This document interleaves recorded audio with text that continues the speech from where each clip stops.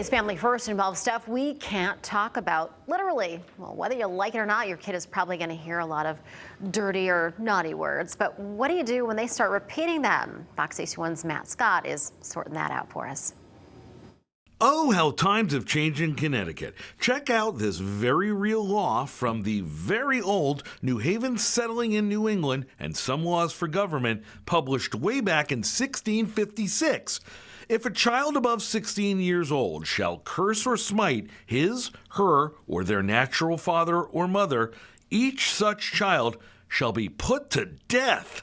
Seems a bit harsh for a child cussing, doesn't it? Kids use swear words. It's either because they're looking for attention and trying to be cool, or it's because they're frustrated and emotions bubbling up and we're trying to help them figure out how to deal with it in a better way.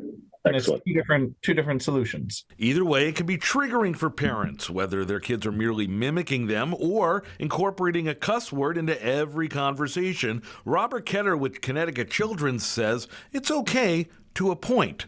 But if they start using them routinely, that becomes a hard behavior to unpack. It gets into their vocabulary and it's tough to get it out. Yeah, it's like we're like, oh, honey, let's stop that train before it leaves the station, is a good conversation to have.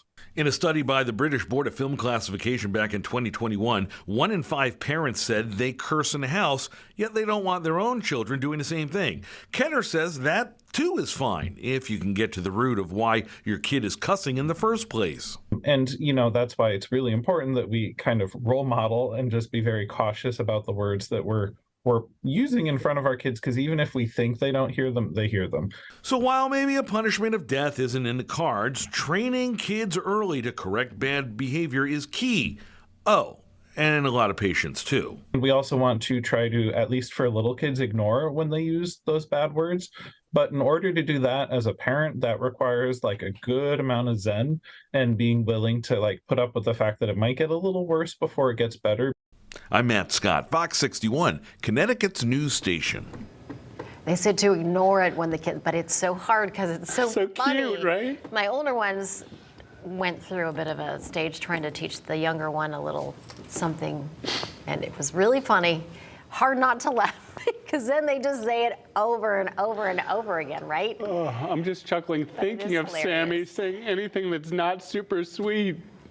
She didn't know what she was saying, obviously. I know, obviously. But that's what big older siblings are for, apparently. Yeah, there was a very low threshold for what was considered inappropriate language in my house growing up. It was I lived in a no-tolerance zone. Yeah, no, we didn't really. Even though my parents occasionally, might say it, you would never repeat what they said. All right, Grace and Jane, you raised us well.